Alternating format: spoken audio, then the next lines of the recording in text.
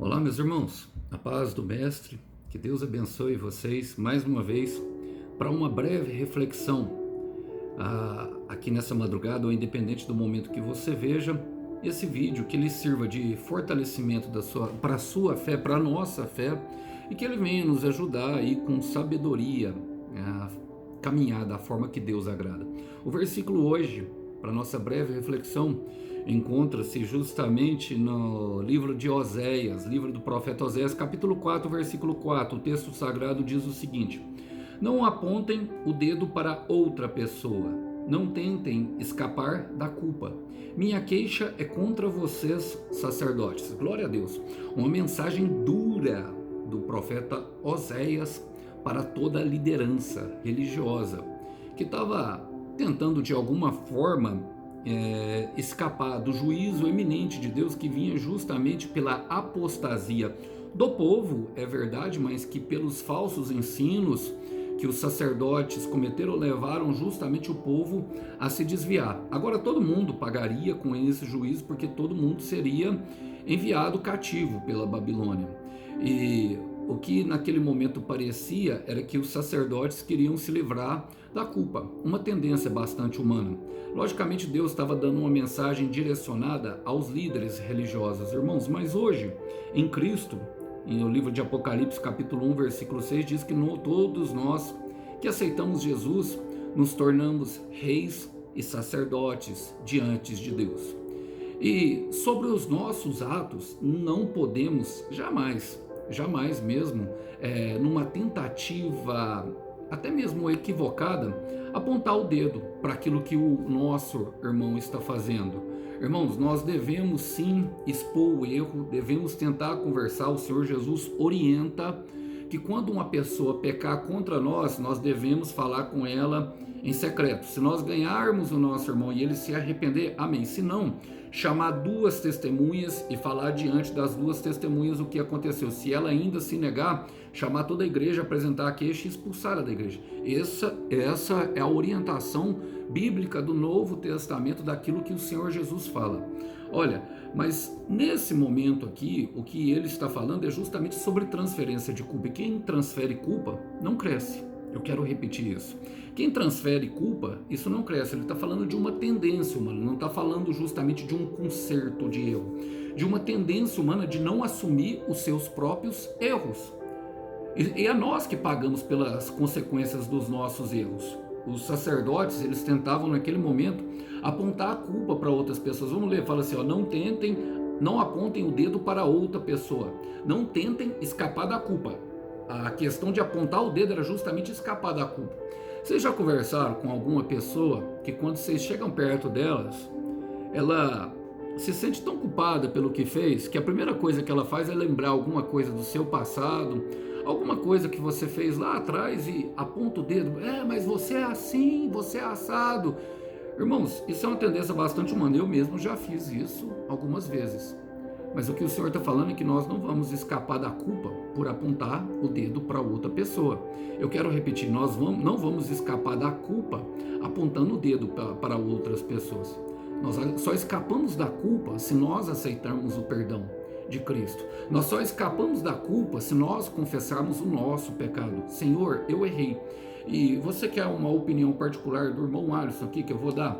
Eu creio que eu admiro muito mais uma pessoa, Alisson, eu admiro muito mais uma pessoa ganha o meu respeito, ela ganha a minha admiração quando ela não equivocadamente, tentando se justificar, escapando da culpa, aponta para os defeitos do seu próximo.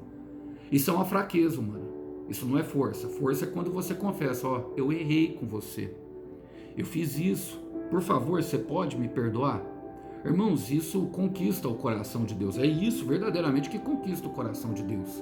Quando nós assumimos os nossos próprios erros. E eu quero repetir, quem transfere culpa não cresce.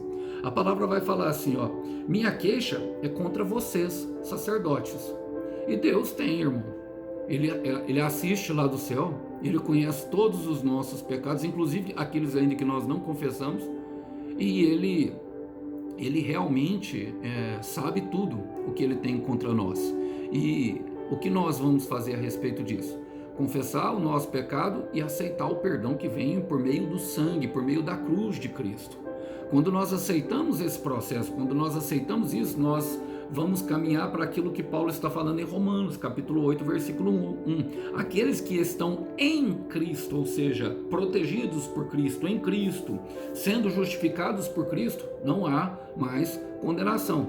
Mas quando nós mesmos tentamos justificar as nossas culpas, nós estamos atraindo a ira de Deus, o julgamento de Deus, porque estamos negando a Cristo. É bem simples.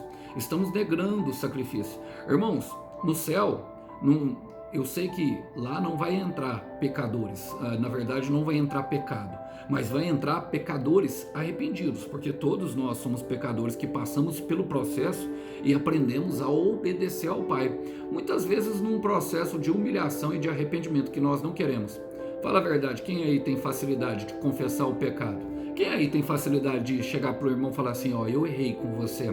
Você tem essa facilidade? Se você tiver, irmão, se você tiver, parabéns, glória a Deus, você está caminhando por um caminho que vai agradar muito o Pai.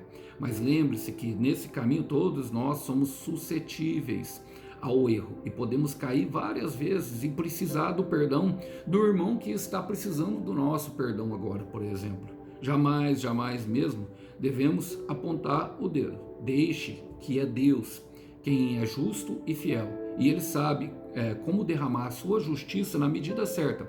E sempre quando Ele vem com justiça para uma pessoa, se não é para tirar a vida, se não é morte, irmãos, é simples. Essa justiça, ela vem, o juízo de Deus vem para produzir o quebrantamento e o arrependimento daquela pessoa, para que ela alcance e tenha uma experiência de salvação. Pensando nisso, eu quero deixar um versículo com vocês que está em Romanos, capítulo 14, Romanos também, capítulo 14, versículo 12. Assim, cada um de nós prestará contas de si mesmo a Deus. Vamos orar por isso? Senhor, eu quero colocar diante de Ti o meu irmão e a minha irmã, Pai. Nós queremos, ó Pai, aqui assumir a nossa culpa, como Agostinho fala, a nossa tão grande culpa. Aquela que nós precisamos, Pai, nos consertar com o irmão, aquela que nós precisamos verdadeiramente fazer um conserto com o Senhor. Sabemos que o Senhor não perdoa pecados, Pai, de quem não perdoou o irmão, mas que também o Senhor não ouve a oração daquele que sabe que o irmão tem uma queixa contra ele e não foi atrás para se consertar. Então, em tudo, Pai, nós queremos obedecer os Teus mandamentos. Dá-nos a força necessária para que nós venhamos a consertar e sim, Pai, não atrair, transferindo culpa ou até mesmo, Pai, rejeitando o Teu perdão. Sabemos que quem não vai entrar no céu é quem não aceitou o perdão de Cristo. E nós queremos, Pai, nos banhar, nos encharcar nesse sangue, para que nós sejamos completamente puros e apossar da obra da cruz de Cristo, para que venhamos cada vez mais sermos mais parecidos com o Senhor e sermos melhores a cada dia mais. Ajuda-nos, Pai, dá-nos força para continuar em nome de Jesus. Meu irmão, minha irmã, não, é na nossa fraqueza que o poder de Deus se aperfeiçoa. Que Deus abençoe os irmãos, a paz do Mestre, até uma próxima, tchau, tchau.